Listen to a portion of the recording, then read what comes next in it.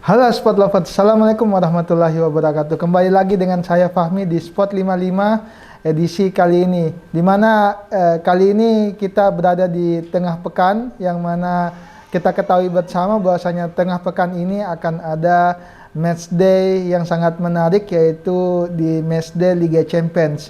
Di mana kita ketahui bersama bahwasanya match day Liga Champions kali ini sudah memasuki match day keempat. Perguliran dari Liga Champions. Ini bisa menentukan siapa yang akan melaju ke babak 16 besar ataupun siapa yang akan angkat koper lebih dulu. Tetapi itu masih bisa berkompetisi masing-masing klub jikalau peta persaingan di grup masing-masing itu sangat ketat dan ada yang sangat tipis perbedaan poinnya di antara peringkat pertama sampai peringkat keempat di masing-masing grup. Tetapi ada juga yang bisa jadi pertandingan dini hari nanti sudah bisa memastikan lolos ke fase 16 besar. Tentunya ada seperti Liverpool, Bayern Munchen bisa jadi langsung lolos ke babak 16 besar jikalau mereka memenangkan laga nanti malam. Tergantung dari hasil dari peringkat kedua ataupun peringkat ketiga yang berada di bawahnya. Ya, kita langsung saja lihat, kita akan sedikit mengulas bahkan preview beberapa laga yang akan bergulir di hari nanti. Di antaranya ada grup E sampai grup H yang akan bertanding dini hari nanti. Yaitu ada dari grup E dulu kita bahas Sport Lovers. Di situ mana ada Dinamo Kiev yang akan menjamu Barcelona, yang mana di matchday ketiga kemarin Barcelona unggul di Camp Nou 1-0 walaupun tipis, tetapi Barcelona membuka asa peluang untuk lolos ke babak 16 besar. Dan kali ini Dinamo Kiev yang akan menjamu Barca di Ukraina, yang mana Dinamo Kiev sendiri pasti ingin memastikan diri untuk lolos ke fase selanjutnya. Walaupun Dinamo Kiev berada di peringkat ke-4 yaitu dengan 1 poin, tetapi ini sangat krusial bagi Dinamo Kiev, yang mana laga nanti malam melawan Barcelona di kandang sendiri sangat penting untuk bisa memastikan mereka lolos ke babak 16 besarkah atau harus terlempar ke Europa League, ataukah mereka harus berhenti di semua kompetisi yang ada. Begitu juga dengan Bayern Munchen, yang mana di pertandingan sebelumnya melawan Benfica mereka unggul dengan sangat telak yaitu 4-0, yang mana yang mereka kemarin bertanding di Portugal di Benfica. Ini sangat hasil yang sangat fantastis bagi Bayern Munchen tanpa menelan kekalahan, dengan kemenangan yang luar biasa telak. Ini bisa menjadi modal penting bagi Munchen yang akan menjamu Benfica di Munchen sendiri, di kandang mereka di Allianz Arena. Ini sangat penting. Apakah Bayern Munchen bisa langsung memastikan satu tempat di babak 16 besar, itu akan menentukan laga dini hari. Apakah mereka akan merombak skuadnya dengan merubah strategi, ataukah tetap bermain all out seperti di matchday Liga Champions sebelumnya. Kita beralih ke grup F, yang mana ada Villarreal yang akan menghadapi Young Boys, di mana di laga matchday ketiga kemarin waktu bermain di kandang Young Boys mereka kalah telak 1-4 dari Villarreal. Ini hasil yang sangat tidak baik bagi Young Boys jikalau mereka ingin menjaga asa ke babak 16 besar. Sedangkan bagi Villarreal nanti akan bermain di kandang sendiri di Spanyol nanti. Ini sebagai modal berharga di matchday keempat kali ini. Mereka akan bermain di kandang, dengan pasti mereka akan all out karena mereka bersaing ketat dengan Atalanta dan United, yang mana United berada di peringkat pertama dari grup F kali ini. Di pertandingan lainnya ada di grup F juga ada United akan menjamu Atalanta, yang mana di pertandingan pertama di Old Trafford kemarin MU berhasil comeback dramatis 3-2 yang mana di babak pertama mereka tertinggal 2-0 lawan Man United, tetapi di babak kedua mereka berhasil comeback, yang mana Atalanta berbalik kalah jadi 3-2. Ini modal yang tidak ini, apalagi kemarin di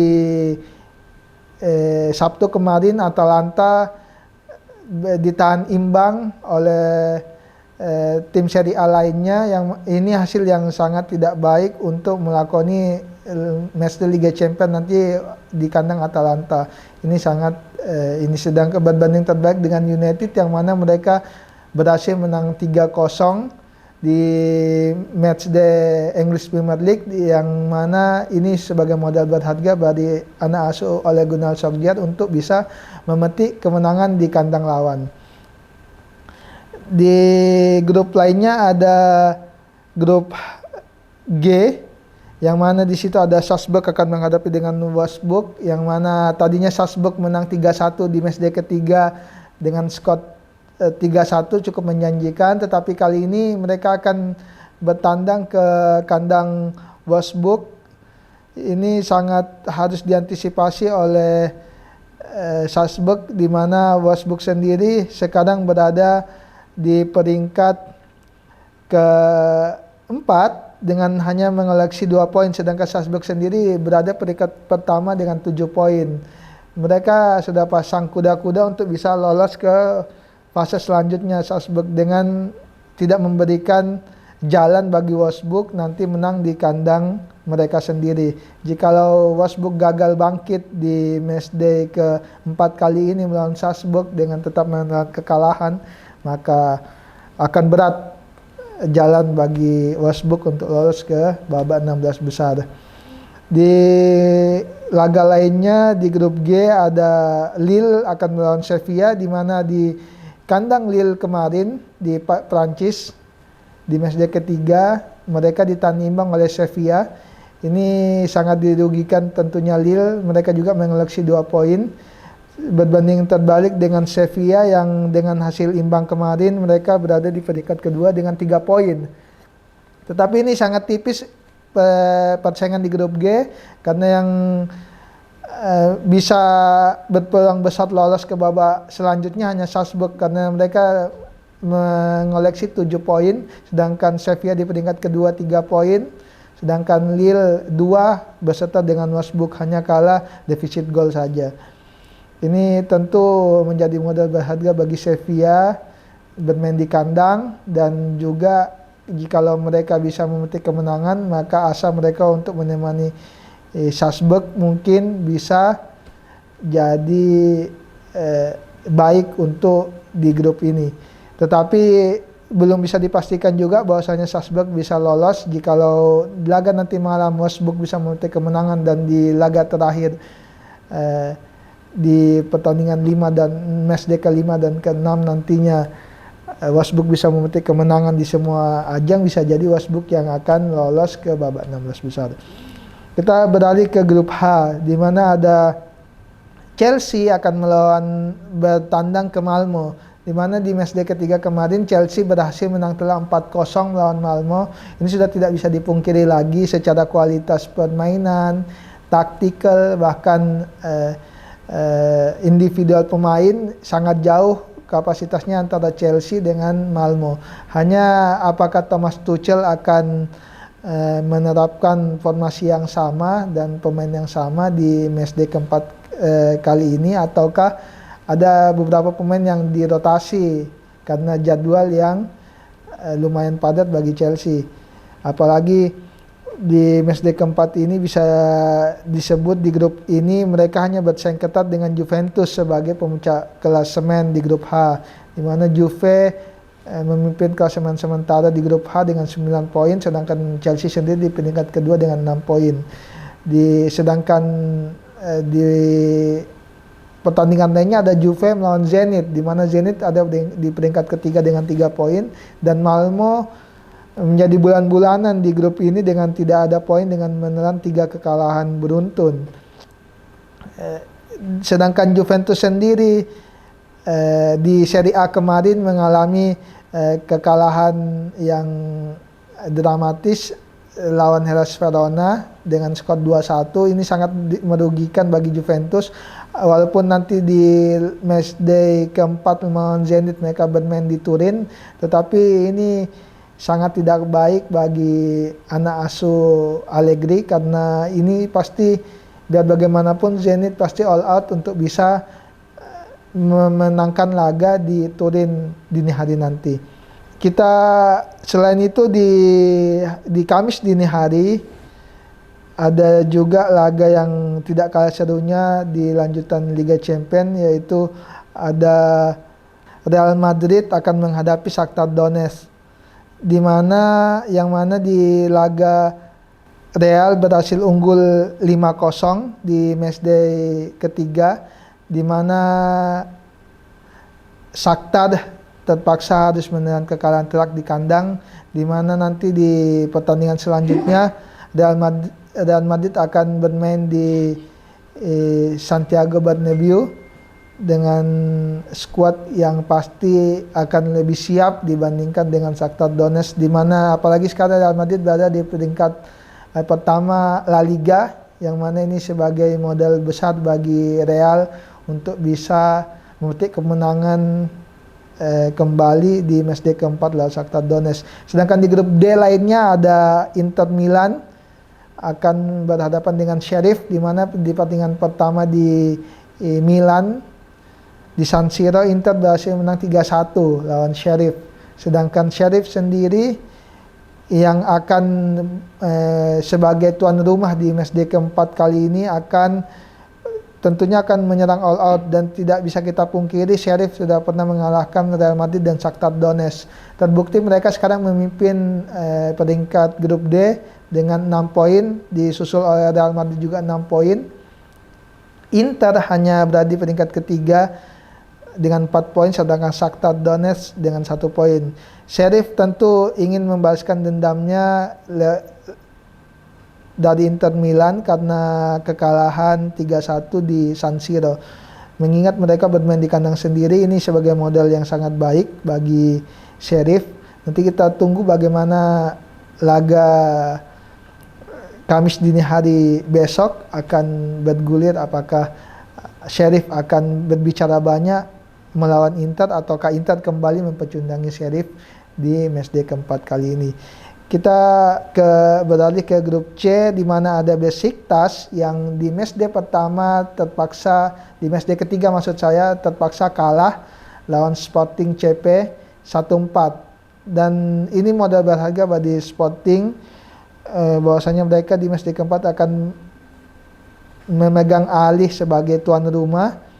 Ini hasil yang baik karena Sporting akhirnya berhasil memetik 3 poin kemarin. Apakah nanti di Portugal mereka akan tetap bisa mendominasi laga melawan Besiktas, ataukah Besiktas bisa membalaskan dendamnya kepada Sporting CP di matchday keempat Kamis dini hari nanti. Ini menarik sport lovers, karena di grup C kita ketahui ada Ajax dan Dortmund, di mana di matchday lainnya akan saling berhadapan, di mana di matchday sebelumnya dengan mengejutkan Dortmund kalah 4-0 dari Ajax Amsterdam di kandang Ajax. Walaupun bermain di kandang sendiri, tapi Ajax berhasil membuktikan bahwasanya mereka memang layak sebagai tim yang harus diwaspadai oleh tim-tim besar lainnya.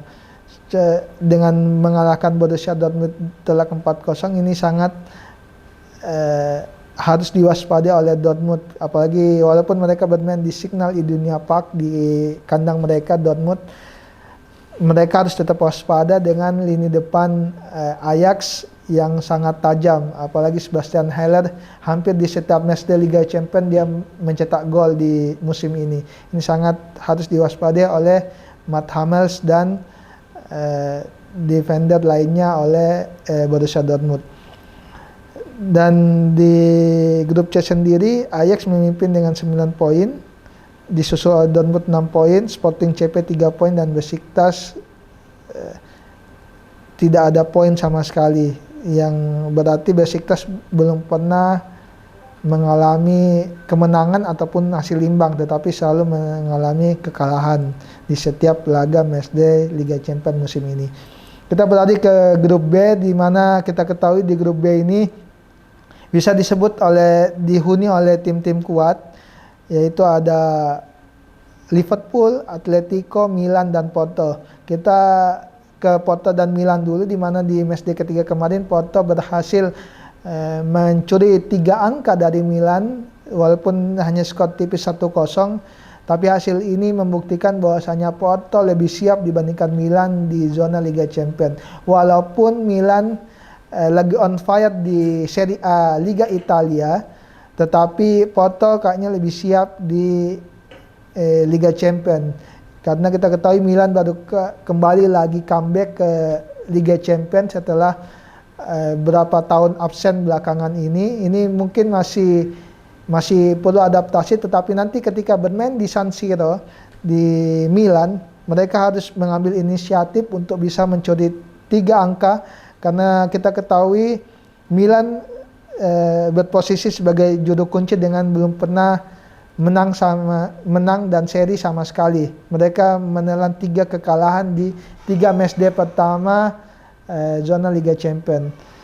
Mereka kalah melawan Liverpool, kalah lawan Atletico, bahkan kalah juga lawan Porto. Ini sangat merugikan bagi Milan jika mereka ingin maju ke babak 16 besar.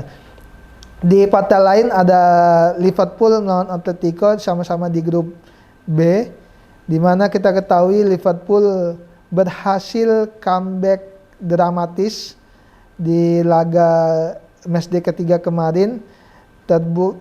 Terbukti bahwasanya mereka sempat terseok-seok awalnya, tapi berhasil membuktikan bahwasanya mereka layak menang di matchday ketiga kemarin melawan Atletico di Wanda Metropolitano.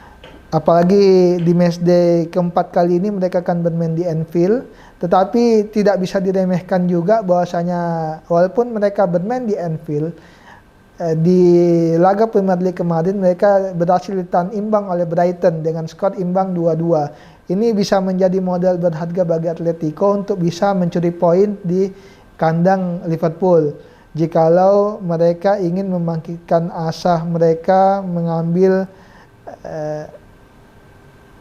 peringkat pertama dari grup B, walaupun mereka tertinggal 5 poin sekarang. Tetapi jikalau Liverpool berhasil menang laga Kamis dini hari nanti melawan Atleti, maka Liverpool bisa dipastikan mereka akan langsung lolos atau menginjakkan 1 kakinya di babak 16 besar.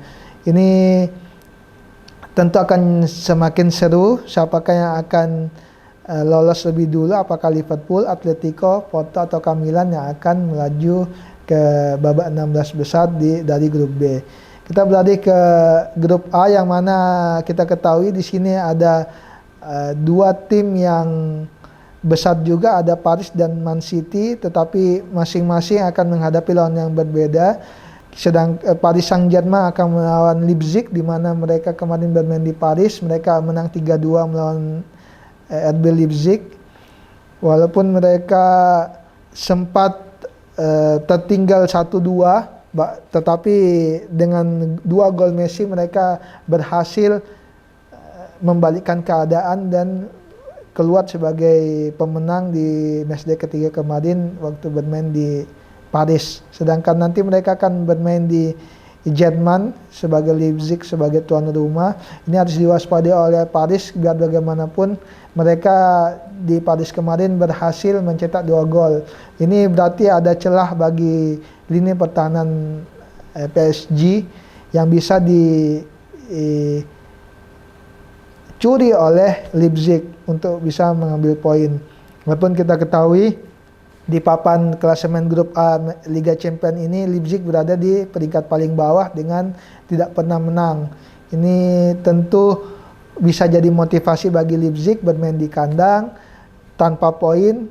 Jadi mereka nothing tulus untuk bisa mencuri poin untuk mengambil poin dari PSG. Sedangkan Man City sendiri mereka akan berhadapan dengan klub Brugge, yang mana klub Brugge ini mereka kemarin kalah 1-5 di matchday ketiga waktu bermain di kandang. Ini modal berharga bagi anak asuhan Pep Guardiola, walaupun di laga akhir pekan kemarin melawan Crystal Palace mereka terpaksa dipecundangi di Etihad dengan skor 0-2. Ini juga bisa menjadi modal berharga bagi klub Brugge, bahwasanya walaupun nanti bermain di Etihad, ada celah yang bisa dimanfaatkan oleh klub Brugge untuk bisa mencuri 3 angka di matchday Liga Champions Kamis dini hari nanti. Ini tentu akan menarik, di mana kita ketahui sementara di klasemen Paris Saint-Germain memimpin klasemen dengan 7 poin, disusul oleh Man City 6 poin, terus ada klub Brugge 4 poin, dan Leipzig 0 poin. Kita sama-sama menunggu bagaimana hasilnya. Tentu ini sangat menarik, apalagi kita ketahui semua tim, baik tim yang besar maupun tim yang bawah itu sama-sama bersaing untuk bisa lolos ke babak 16 besar. Mengingat kompetisi ini adalah kompetisi elit benua Eropa, tentu semua tim all out ingin bisa lolos ke babak 16 besar. Cukup sekian Sport Lover, terima kasih atas perhatiannya. Saya Fahmi, pamit undur diri. Wassalamualaikum warahmatullahi wabarakatuh. Salam Sport Lovers.